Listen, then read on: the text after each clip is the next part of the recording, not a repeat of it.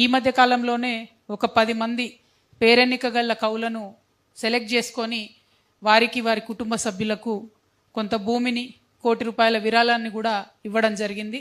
ఆ లిస్టులో దాశరథి గారి పేరు లేకపోవడం నిజంగా కూడా బాధాకరం అని చెప్పి నేను భావిస్తూ ఉన్నాను. ఇప్పుడు ఉన్నటువంటి ప్రభుత్వాన్ని నేను ప్రత్యేకించి డిమాండ్ చేస్తూ ఉన్నాను. ఖచ్చితంగా మీరు ఇదివరకు ఎట్లా అయితే 9-10 మంది కవులకు ఇచ్చినారో ఆ లిస్టులో దాశరథి గారి శతజయంతి సంవత్సరం సందర్భంగా వారికి కూడా వారి కుటుంబ సభ్యులకు కూడా ఈ యొక్క నగదు పురస్కారాన్నైనా భూమినైనా ఇవ్వవలసిందిగా డిమాండ్ చేస్తున్నాను.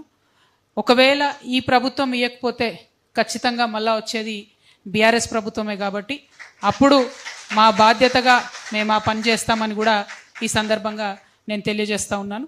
మరి అనేకమైన అంశాలు ఉన్నప్పటికీ అల్టిమేట్గా దాశరథి గారి పేరెత్తుతేనే ఒక ఉత్తేజం, ఆయన రాసినటువంటి ప్రతి పదం కూడా మనకు ఒక ఉద్యమ మార్గంగా చూపించేటటువంటి పరిస్థితి ఉన్నది. కాబట్టి దాశరథి గారిని అట్లానే మన భుజాల మీద మోసుకొని మన ముందు తరాల వారికి అందిస్తాం. దానికి తెలంగాణ జాగృతి నాయకులం కార్యకర్తలు అందరం కూడా ఒక సైనికులుగా పనిచేస్తామని ఈ సందర్భంగా తెలియజేస్తూ థ్యాంక్ యూ. జై తెలంగాణ.